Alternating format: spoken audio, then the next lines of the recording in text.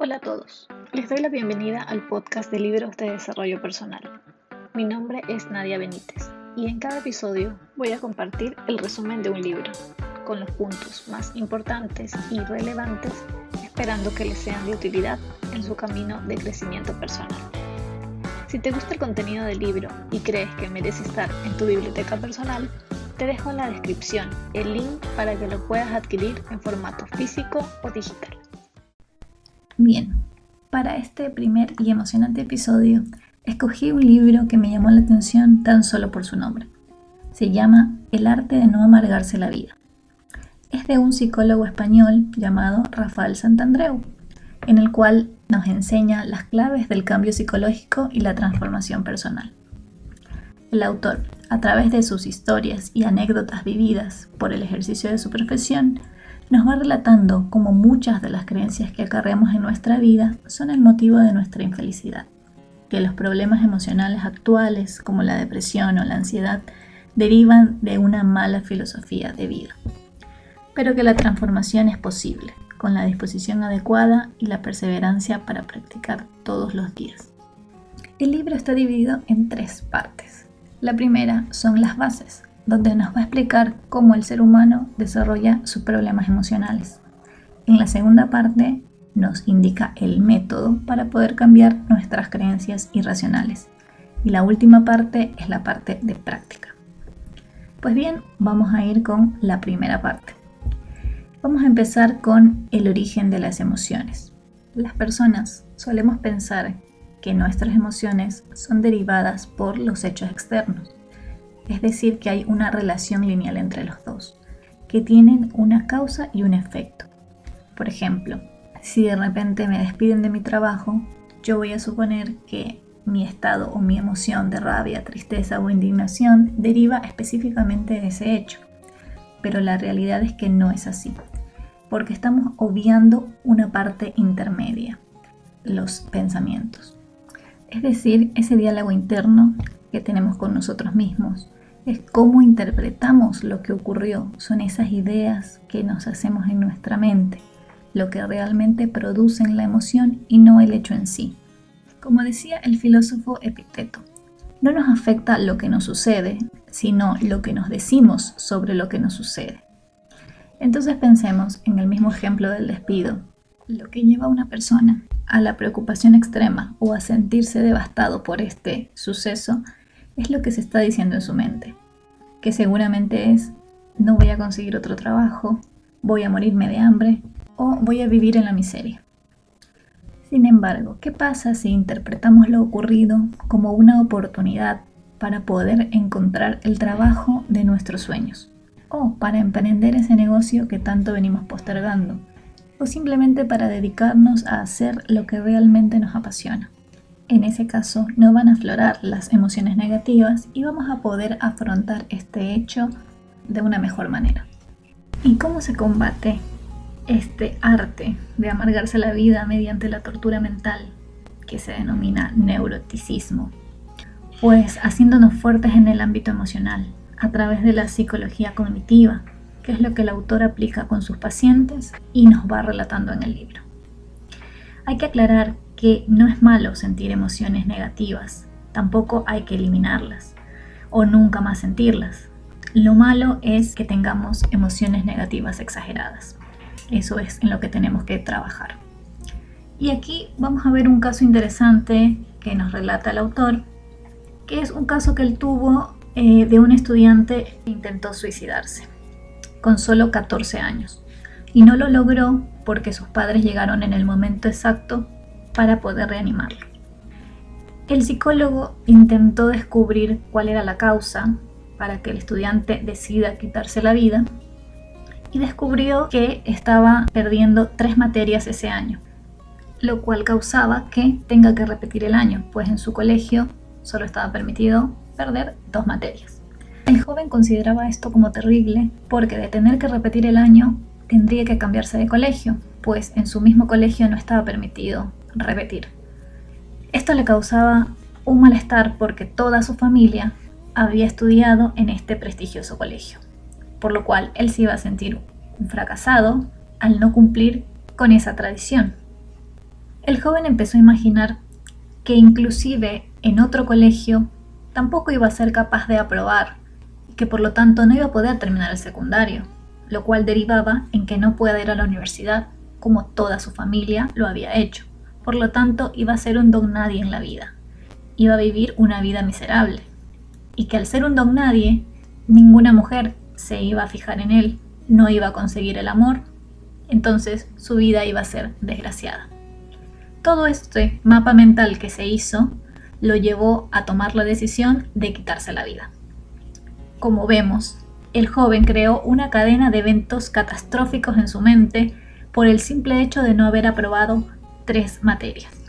El joven se llenó de creencias irracionales, que por supuesto sabemos que no tienen ninguna lógica. Las creencias irracionales se caracterizan por ser falsas, ser inútiles y producir un malestar emocional. Otra de las causas para los problemas emocionales es la forma en cómo evaluamos lo que sucede. El hombre es una máquina para evaluar todo lo que nos sucede o lo que está ocurriendo en nuestro entorno, así sea qué tal sabe el café que nos estamos tomando en este momento. Y para eso contamos con una escala de medición que vamos a catalogar, que va desde el genial, pasando por el muy bueno, bueno, normal, malo, muy malo y terrible. Como vemos, en los dos extremos tenemos genial, que es lo máximo de bien, y terrible, que obviamente es lo peor. Pues bien, las personas más vulnerables a nivel emocional tienden a evaluar todo lo que les sucede en el extremo de terrible, es decir, sufren de terribilitis. Este es un término inventado por el autor para poder definir a la madre de los trastornos emocionales.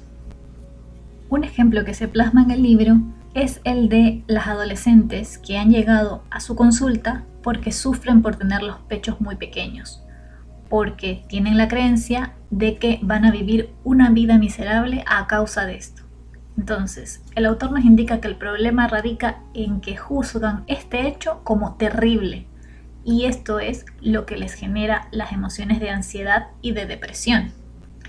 Él intenta hacerles ver a las pacientes que es válido que cuestionen este hecho quizás como un poco malo, porque esto es, en todo caso, una emoción moderada, que les hará pensar que aún si tuviesen los pechos pequeños, podrán disfrutar de la vida. Y es aquí el quid de la cuestión. Hay que aprender a evaluar de una forma más exacta, realista y positiva, para que nuestras emociones se vuelvan mucho más serenas. Esto es lo que llamamos una banda de evaluación constructiva, que consta solo de 3 niveles: bueno, normal y malo. ¿Y cómo saber si algo que nos sucede es un poco malo o muy malo? Bueno, uno de los criterios para poder evaluar esto es preguntarse en qué medida eso, que puede ser un hecho, un pensamiento, un problema, una creencia, me impide hacer cosas valiosas en mi vida. En el caso de los pechos pequeños, preguntarse si por este hecho no voy a poder, por ejemplo, desarrollarme profesionalmente, encontrar el amor o poder ayudar a los demás, poder vivir mi vida plenamente y feliz. Las personas que son mentalmente fuertes tienen mucho cuidado de no dramatizar las experiencias negativas de su vida, y es justamente ahí donde radica su fuente de fortaleza. Tenemos el ejemplo de Paquito, que es un español que es sordo-ciego, es decir, que no ve, no escucha ni habla, y solamente se comunica a través del tacto. Él se ha negado a calificar como terrible esas adversidades y más bien ha decidido aceptarlas como parte de su vida y ser feliz a pesar de ellas. Vemos cómo él utiliza una banda de evaluación constructiva en la que nada cae en el nivel de terrible como para poder afectar su vida. Bien, ahora vamos a hablar de las creencias irracionales. Hay un sinnúmero de creencias irracionales, un número infinito. Sin embargo, se han podido clasificar en 3 grupos, los cuales son, primero, la creencia del debo hacerlo todo bien o muy bien. Segundo, la creencia de que la gente me debería tratar siempre bien, con justicia y consideración. Y tercero, la creencia de que las cosas me deben ser favorables. Estas creencias son irracionales simplemente porque son exigencias casi que infantiles, debido al debería que vemos en todas las oraciones. En el yo debo, por ejemplo, debo hacerlo todo muy bien. En el tú debes, la gente debería tratarme siempre bien. Y el mundo debería, es decir, que las cosas todas deberían salirme siempre favorablemente. Es decir, estas creencias son inflexibles y son poco realistas. Vamos a ver un ejemplo en el que vamos a encontrar estas tres creencias. Quizás algunos podamos sentirnos identificados con alguna parte de este relato. Y esto empieza así. Juan decide hacer caso omiso a su alarma, por lo cual empieza su día un poco retrasado. Sabe que tiene que llegar a la oficina en horario, pues tiene una reunión, así que se alista rápido y sale en su auto. Tiene contemplado que va a llegar tan solo 10 minutos tarde. Sin embargo, no contaba con que iba a quedar atascado en el tráfico. Esta situación lo empieza a alterar y empieza a despotricar en contra del alcalde, porque ¿cómo puede ser posible que en esta ciudad siempre exista un tráfico terrible? Al avanzar un poco en el tráfico se da cuenta que hay un carril que está libre, por lo cual decide aprovecharlo. Al hacer la maniobra para ir por ese carril, no se da cuenta que un auto atrás hace exactamente lo mismo, por lo cual estuvieron a punto de chocar. Obviamente, Juan piensa que el otro tuvo la culpa, entonces le dice que por favor se fije bien por dónde va, mientras que el otro conductor simplemente le devuelve un insulto y no la disculpa que él esperaba. Por lo cual Juan empieza a pensar que en este mundo estamos todos locos, que cada vez estamos peor, la gente es maleducada, que quién sabe a dónde iremos a parar. Finalmente arriba a su trabajo, pero se pasa 10 minutos buscando un parqueo. Todo está lleno, no hay un solo lugar vacío, por lo cual se altera nuevamente y piensa que con todos los impuestos que paga, ¿cómo puede ser posible que no pueda encontrar un parqueo en esa ciudad? Finalmente encuentra un parqueo que es solamente por tiempo limitado. Él decide estacionar ahí, pues, en teoría, él solamente iba a la reunión y luego retornaría a su hogar. Sin embargo, al llegar a la reunión, obviamente bastante atrasado, su jefe les comenta que hay un cambio de planes y que van a tener que quedarse todo el día en la oficina trabajando en un nuevo proyecto. Para Juan, esto es una desconsideración tremenda de parte de su jefe, pues ¿cómo es posible que decida cambiar los planes solamente así porque sí? Pero finalmente tiene que quedarse en la oficina. Sale alrededor de las 6 de la tarde, va a buscar su auto y se da cuenta que no está. Y en su lugar hay una nota de la grúa. Se lo han llevado. Alterado, va a recuperar su auto hasta que finalmente lo consigue y retorna a su hogar. Su esposa, al verlo llegar, le pregunta por qué ha llegado tan tarde, a lo cual él le responde que ha sido un día terrible y le empieza a contar todo lo sucedido. A lo que la esposa le responde: bueno, Juan, es la tercera vez en esta semana que la grúa se te lleva el auto. Debes ser un poco más cuidadoso, hombre. Entonces Juan se queda pensando en lo que le dijo su mujer y se da cuenta que tiene razón, que la culpa es de él y que cuándo será el día en que va a aprender. Vemos entonces todas las exigencias que tenía Juan respecto a él y a su entorno. Pretendía que el mundo fuera perfecto, que no hubiera tráfico, que siempre encuentre un parqueo, que su jefe no le cambie los planes, que no existan las grúas y que inclusive él haga todo bien. Observamos aquí los tres grandes grupos de las creencias irracionales. Bien, ¿cómo podemos cambiar estas creencias irracionales en racionales? Bueno, agrupándolas en tres grupos en las que nunca va a estar el debería. Veamos entonces. La primera frase la vamos a cambiar por: me gustaría hacerlo todo bien, pero no lo necesito para disfrutar del día. La segunda: sería genial que todo el mundo me trate bien, pero puedo prescindir de ello. Y tercero: cómo me gustaría que las cosas me fueran favorables, pero no siempre va a ser así, y lo acepto. Hay que limpiar nuestra mente de las exigencias irracionales, del necesito X, Y o Z para ser feliz. Porque en realidad un hombre o una mujer madura es aquel que sabe que no necesita casi nada para ser feliz. Las necesidades inventadas más bien producen inseguridad, insatisfacción, ansiedad y depresión. Y muchas creencias vienen alimentadas por la influencia social. Por ejemplo, el que tengo que tener una carrera universitaria para poder tener éxito en la vida, o que si tengo 35 años y no estoy casado o casada, soy un fracasado. El punto está en no creer en estas ideas para poder permitirnos disfrutar de la vida al máximo. Y con esto vamos a pasar ahora a la segunda parte del libro, que es el método para destruir estas creencias irracionales. El primer ejercicio lo denomina como la rutina del debate. Rutina porque vamos a tener que hacerlo todos los días. Esta rutina consta de 3 pasos. El primer paso es descubrir las creencias irracionales que tenemos, es decir, analizar ese malestar emocional diario que tenemos, que nos aqueja, y detectar qué creencia irracional lo provoca. Por ejemplo, tengo un miedo terrible a la soledad. Bueno, entonces, ¿cuál es mi creencia irracional? Que si no tengo pareja, entonces mi vida sería terrible. Ok, detecté la creencia irracional. Ahora, el paso 2 es poder combatir esa creencia irracional demostrando su falsedad. Para poder demostrar su falsedad vamos a utilizar 3 tipos diferentes de argumentos.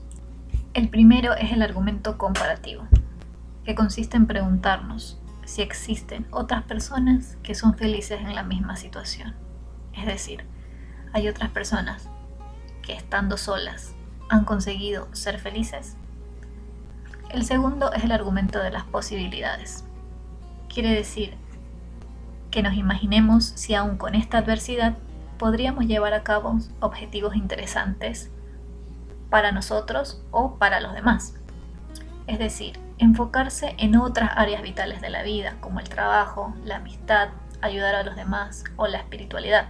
Porque seguramente, a pesar, en el ejemplo de la soledad, de que estemos solos, vamos a poder desarrollarnos en diferentes áreas que nos hagan felices.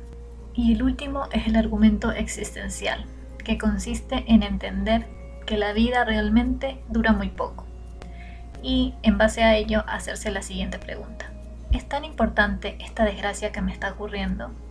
¿Qué será de mí y de mi desgracia en 100 años? Muy bien, ahora vamos al paso 3, que es establecer la creencia racional que va a sustituir a la idea irracional. Esta creencia racional es una frase constructiva y que produce sosiego, es decir, tranquilidad. Y esta frase la vamos a repetir todos los días. Por ejemplo, aún a pesar de que no consiga una pareja, voy a poder desarrollarme profesionalmente, cumplir mis metas y ayudar a los demás. Esta sería la frase constructiva. Hay que tener en cuenta que no hay que repetir la frase simplemente como si fuéramos un loro, pues no es un ejercicio de pensamiento positivo, sino que se trata de convencernos de esta creencia racional, pues contamos con todos los argumentos para poder lograrlo. El siguiente ejercicio trata sobre la visualización del indigente, que consiste en imaginarnos a nosotros mismos como indigentes y aún a pesar de eso siendo felices. Porque el autor afirma que una persona sana y fuerte no necesita de cosas materiales ni inmateriales para ser feliz. Las 2 únicas cosas que necesita son alimento y bebida y techo. Entonces, él pide a sus pacientes que se imaginen con estas 2 necesidades cubiertas, es decir, siendo indigentes, pero contando con alguna organización o alguna fundación que les provea de alimento y también de un techo donde dormir. El objetivo es que se despojen de todas aquellas ideas de que necesitan otro tipo de cosas para ser felices, como por ejemplo una pareja o la aprobación ajena o teniendo una carrera exitosa. Y algunos de ellos han logrado visualizarse siendo felices y plenos. Por ejemplo, colaborando con la misma organización que a ellos les provee de un techo para así poder llegar a más personas, llevando proyectos o incluso dedicándose a actividades que en su vida cotidiana no habían podido realizar por falta de tiempo. Así que yo los invito a ustedes también a hacer esta visualización del indigente, que me cuenten cómo les va. Bien, ahora vamos a hablar del fetiche de la comodidad. ¿Qué significa esto? Las personas tenemos en nuestra mente que la comodidad es la principal fuente de la felicidad. Sin embargo, esto hay que combatirlo, pues la comodidad es buena, es correcto, pero en su justa medida. Si la tenemos en exceso, entonces nuestra vida se podría volver aburrida. ¿Y qué es la comodidad excesiva? Es, por ejemplo, el pretender que no existan ruidos externos, que los vecinos no hagan ruido, que los niños se mantengan callados y quietos, que no existan pedazos de excrementos de los animales en la calle, o pretender que en el medio del tráfico no existan bocinazos. Este mundo prácticamente perfecto se convertiría pronto en un mundo bastante aburrido. Así que lo importante es aceptar el hecho de que existen muchos factores externos que nos van a causar incomodidad, pero que a pesar de eso nosotros podemos decidir ser felices. El autor nos invita también a tener como modelos a personas que se caracterizan por su fuerza y su salud mental. Y en el libro describe la historia del mundialmente conocido Stephen Hawking, quien a muy temprana edad fue diagnosticado de esclerosis lateral amiotrófica, con una esperanza de vida de tan solo 3 años. Sin embargo, contra todo pronóstico, vivió muchísimos años más, y a pesar de que su cuerpo poco a poco se iba paralizando más hasta llegar a perder la movilidad total, él decidió utilizar lo que la enfermedad no había podido afectar, su cerebro, y se dedicó a la física teórica. Llegó a ser uno de los grandes científicos del siglo XX y vivió una vida feliz y plena. Muchos le preguntaban cuál era su secreto, y él decía que simplemente había aprendido a no compadecerse, pues habían otras personas que estaban peor que él, y que en realidad quejarse era inútil y una pérdida de tiempo. Aprendamos entonces, a través del modelaje, a no terribilizar las situaciones cotidianas, a no considerarlas dramáticas, a darnos cuenta que podemos ser capaces de alcanzar la realización y el bienestar emocional aún a pesar de las adversidades, tal como nos lo demuestra Stephen Hawking. Bien, hemos llegado a la tercera y última parte, en la que el autor nos habla de cómo superar diferentes creencias muy comunes en la sociedad. En la primera nos invita a perder el miedo a la soledad, a combatir la idea de que tenemos que vivir en pareja o en familia, a ver a la soledad como un tiempo para poder estar con nosotros mismos, para poder planificar nuevas aventuras o hacer actividades positivas y gratificantes. Muchas veces solemos pensar que al estar solos vamos a caer en el aburrimiento, y la verdad es que hay que perderle el miedo al aburrimiento, pues no pasa nada si nos aburrimos por unos momentos, incluso podría ser placentero. Son momentos ideales que nos pueden servir para crear, para planificar nuevas aventuras, nuevos proyectos, nuevas ideas. Entonces aprovechemos estos momentos y entendamos que aburrirnos es una condición necesaria para luego tener una vida interesante. Pues vamos a valorar más todas aquellas aventuras que nos presenta la vida. Otro miedo a superar es el de hacer el ridículo. ¿Cuántas veces por culpa de la vergüenza perdemos oportunidades? Por ejemplo, por vergüenza de preguntar algo en una clase, nos quedamos con la duda. Por vergüenza de invitar a salir a alguien, nos privamos de conocer a alguien interesante. Hay que intentar reducir al mínimo posible este miedo para poder hacernos fuertes a nivel emocional. Las estrategias cognitivas para combatir la vergüenza son, primero, entender que es normal sentir vergüenza, y segundo, darnos cuenta que nuestra imagen social no es tan importante.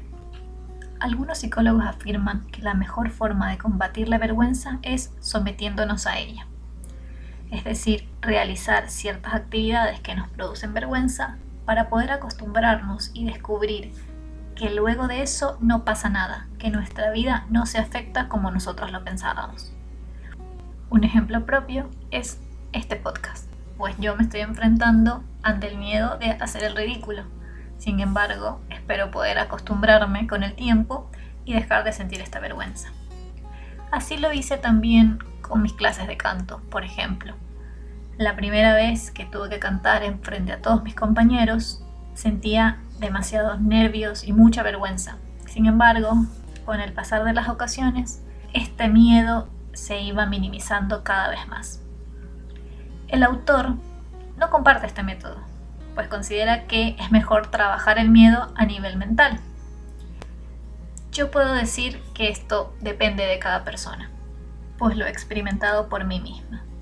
Sin embargo, lo importante es entender que no necesitamos la aprobación de los demás, que no hay que tomarse tan en serio las bromas de los demás, ni ser tan sensibles, que no nos importe lo que los demás opinen de nosotros, o incluso si se ríen de nosotros. Por supuesto, hay que trabajar muchísimo para llegar a esto, porque no es nada sencillo. El siguiente punto que el autor nos invita a trabajar es en mejorar las relaciones. ¿Y cómo lo hacemos? Bueno, la clave es aceptar a los demás tal cual son. No hay otra. Muchas veces les exigimos a nuestros amigos o familiares cercanos mucho más de lo que ellos nos pueden aportar, y eso es absurdo. Hay que pedirle a cada persona solamente lo que cada uno nos pueda dar. Es aceptarlos y entender que no les podemos pedir que sean perfectos, que muchas veces por eso es que terminamos indignándonos y quizás descartando personas valiosas de nuestras vidas y finalmente quedándonos solos. Así también entendamos que nosotros tampoco somos perfectos y que entonces no debemos dejarnos presionar por lo que nos piden los demás, que nosotros también tenemos que dar solamente lo que podamos aportar. En el plano de la pareja nos invita a tener una aceptación incondicional, a dejar de quejarnos y a disfrutar de la vida, a no terribilizar aquellas cosas que no nos gustan o nos molestan de nuestras parejas. Por ejemplo, quizás cosas cotidianas, como que no laven los platos, que dejen la toalla en el piso del baño o que no saque la basura. Nos dice que si le damos poca importancia, entonces será más fácil poder resolverlo. Que muchas veces el cambio de chip en la mente de nuestra pareja no es tan sencillo, e inclusive que a veces puede que nunca llegue. Es bastante polémico el tema, porque entiendo que a muchos de nosotros nos gustaría cambiar ciertas cosas de nuestra pareja, pero el autor nos invita a no amargarnos y a aceptarlos. Ahora, ¿qué pasa cuando el tema es al revés? Es decir, somos nosotros los que causamos una molestia o una queja a nuestra pareja, y es esa persona la que califica esos eventos como terribles. Y entonces, obviamente, nos puede armar alguna escena. Lo importante aquí es no dejarnos embaucar. ¿Cómo lo hacemos? El autor nos da 3 métodos. El primero, si la persona está muy enfrascada con el problema, reclamándonos a nosotros, podemos aplicar el método del amor. Es decir, no responderle y simplemente tener un gesto de amor hacia esa persona. Puede ser un beso en la frente, puede ser un abrazo, algo que la saque de ese estado. La segunda es con el humor. Hacer alguna broma, obviamente sin ironía ni sarcasmo, que haga que la persona se relaje y deje de ver el asunto como algo tan serio. Lo mismo podemos lograr con el tercer método, que es el surrealismo, que consiste en acotar algún tipo de comentario que no tenga nada que ver con el asunto, como si estuviésemos locos. De esta forma bajamos la guardia de la otra persona y no nos dejamos involucrar por su momento de terribilitis. En el siguiente punto estamos invitados a combatir el estrés en el trabajo, ese mal que nos aqueja a todos. Pues bien, ¿cuál es el origen del estrés? El estrés se genera por el temor a no ser capaces de estar a la altura de cierta expectativa. Traduciéndolo, podemos decir que se trata de una autoexigencia. Nos exigimos ser lo más eficientes posibles, pero recordemos que todo en su justa medida es bueno.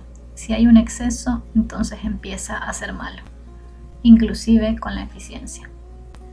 El mundo está lleno de exigencias irracionales. Hay mucha presión para destacar, para ser alguien importante. Entonces, si queremos mantener la salud emocional, hay que aprender a bajar el ritmo de la exigencia, aprender a aceptarnos con nuestras limitaciones. El trabajo no hay que verlo como una obligación, más bien deberíamos poder disfrutar de lo que hacemos. Hay muchas empresas que obligan a los trabajadores a ir a un ritmo demasiado alto. Sin embargo, hay que aprender a decir que no e ir a nuestro propio ritmo. Y si la empresa no está contenta con eso, debemos aceptar que podemos ser despedidos y sin embargo poder sobrevivir a esto, no tomarlo como una desgracia como lo hemos visto en ejemplos anteriores. Depender mentalmente de un empleo es psicológicamente malo. Pensar que el trabajo de uno es esencial es el camino directo hacia el estrés. Aquí podríamos aplicar el método de la visualización para entender que nuestro trabajo no es tan importante. Tratemos de imaginarnos sin un trabajo, pero aún así siendo felices. Hablemos ahora de la frustración. Los seres humanos somos seres quejumbrosos por naturaleza. Sin embargo, hay que aprender a combatir las quejas. Tolerar la frustración nos ayudará a disfrutar más de la vida, pues a lo largo de ella nos vamos a encontrar con un montón de incomodidades y adversidades. Sin embargo, no tenemos que darles el poder de amargarnos. Más bien, lo que podemos hacer es anticiparnos a ellas, contemplarlas de antemano, saber que en nuestra vida van a existir esas adversidades. De esta forma, no van a poder afectarnos. El tiempo que dedicamos a quejarnos por pequeñas adversidades es un tiempo que desaprovechamos. Recordemos lo que dijo Stephen Hawking. Mientras más nos quejamos, menos apreciamos las cosas bellas de la vida y la oportunidad que tenemos de pasarla bien. Cada vez que nos demos cuenta que nos estamos quejando, empecemos a compararnos o a comparar esa queja con alguien que está peor que nosotros por motivos más importantes. En ese momento nos vamos a dar cuenta que nuestra queja no tiene tanta importancia. El siguiente punto habla sobre la salud. Una realidad que nos negamos en aceptar es la enfermedad. Tendemos a no aceptar las cosas como son, es decir, imperfectas. Tendemos más bien a idealizar situaciones y a enojarnos o enfurecernos si estas no se cumplen. El miedo a la enfermedad o a la muerte se produce por la absurda idea que tenemos de que hay que vivir muchos años, que si morimos prematuramente será un fracaso. ¿Quién no escuchó la famosa frase de murió tan joven, con toda una vida por delante? Pensemos que si nos diagnostican una enfermedad terminal, deprimirnos o lamentarnos no nos va a curar. Por supuesto que estamos en nuestro derecho de sentir emociones negativas por estar enfermos, como ira, tristeza o enojo. Es natural y es sano expresarlas, pero no hay que darles el poder de generarnos una depresión. Se puede ser feliz aún padeciendo alguna enfermedad terminal, porque mientras nos queden días en la tierra, se pueden hacer cosas valiosas por nosotros mismos o por los demás. Otra forma de ayudarnos es naturalizando la muerte. Tener la mentalidad de que todos ya sabemos nuestra fecha de muerte. ¿Y cómo lo hacemos? Simple. Restar nuestra edad a la esperanza de vida. Las mujeres en promedio viven entre 72 y 74 años. Si tú tienes 30, simplemente réstalo y sabrás cuántos años te quedan de vida. Eso nos ayudará a convivir con la idea latente de la muerte, que no es más que el final natural del ciclo de vida del ser humano. El siguiente punto plantea que al trabajar sobre un miedo, estamos trabajando sobre todo lo demás. El autor comenta que los miedos generalmente están encadenados. ¿Y por qué se da esto? ¿Recuerdan la escala de medición que teníamos para evaluar las cosas? Pues bien, si nuestra escala de medición va desde el genial al terrible y tendemos a siempre evaluar todo en la escala de lo terrible, entonces sufrimos del trastorno de la terribilitis. Es decir, si yo califico de terrible el perder un trabajo, entonces, ¿en qué escala va a caer el contraer una enfermedad grave? Me quedé sin escalas. Por lo tanto, si yo trabajo en uno de mis miedos y lo empiezo a poner en una escala de medición normal, es decir, entre el bueno, regular y malo, entonces automáticamente estoy trabajando todos los demás miedos, pues todos ellos van a caer también dentro de esta escala. Nuestra línea de evaluación se vuelve así más coherente y podemos volvernos más sosegados en todos los ámbitos de nuestra vida. Y por lo tanto dejaremos la tendencia de terribilizar todo. El último punto, antes de llegar a la parte final del libro, habla sobre la autoestima. El autor nos indica que la autoestima no debería ser ni alta ni baja. Es decir, no deberíamos trabajar por tener una autoestima alta, simplemente deberíamos tener la autoestima correcta. Es decir, valorarnos como todo el resto de los seres humanos, como seres maravillosos y punto. Es decir, entender que todos los seres humanos tienen el mismo valor, somos iguales. Entonces, no hay que juzgar a alguien de acuerdo a sus habilidades o a características, ni darle importancia a esas cosas, porque entonces se entrará en el círculo de que yo podré calificar a otra persona y asignarle un valor, y cuando otra persona haga lo mismo, pero me califique a mí con una nota baja, entonces yo me voy a sentir inferior. Hay personas que desarrollan el complejo de inferioridad y luchan constantemente por subir su autoestima, pero lo que buscan en realidad es ser superiores, y tratar de luchar por ser superiores nos lleva a la amargura. La solución aquí es no verse como inferior y no tratar de ser superior. Simplemente es aprender a valorar a todos por igual. Y esto incluye a los delincuentes, a los asesinos o simplemente a aquella persona que para poder sobresalir en el trabajo pisotea a todos los demás. A esa persona que nosotros podemos calificar como mala, nosotros tenemos que aceptarla incondicionalmente. Es entender simplemente que tiene una filosofía de vida diferente, que sí, nos puede chocar, nos puede agredir, nos puede molestar, pero que su realidad es que está enferma y que podría sanar. Obviamente, está bien que nos apartemos de estas personas para no vernos afectados ni perjudicados. Eso está correcto.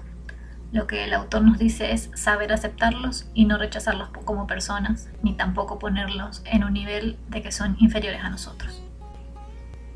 Y así hemos llegado a la parte final del libro, que son las conclusiones que nos deja el autor. Debemos aprender a cambiar nuestro diálogo interno, a no terribilizar ninguna situación ni ninguna adversidad. Tenemos que estar dispuestos a trabajar en transformarnos para lograr el objetivo del libro, que es no amargarnos la vida. Para esto tenemos que tener una apertura mental, pero también predisposición a practicar, a ensayar, a volver a practicar. Es decir, perseverar para poder lograrlo. A entender que habrán recaídas, es normal y está perfecto. Lo importante es estar preparados para eso. A aprender a no terribilizar por terribilizar. Es decir, si yo estoy trabajando en alguno de mis miedos o en alguna de mi creencia irracional, pero de repente tengo una recaída y me comporto mal como no debería hacerlo, pues bien, asumirlo y seguir adelante, no terribilizar y sentirnos mal por haberlo hecho. Entender que somos seres humanos y que vamos a errar. Y por último, la filosofía de nuestro autor, que los miedos se cambian a nivel mental, que es mejor trabajar a nivel cognitivo que a nivel conductual. Bien, así terminamos con este maravilloso libro, que espero que les haya gustado tanto como me gustó a mí cuando lo leí. Y espero haberles podido transmitir algunos de los consejos y métodos que el autor nos plasmó en este libro para poder vivir la vida sin amarguras, plenos y felices. Gracias por escuchar el podcast. Si te gustó, no dudes en compartirlo en redes sociales para que llegue a más personas. Recuerda también que puedes visitar mi blog atravesandotulaberinto.com, donde comparto más contenido sobre crecimiento personal.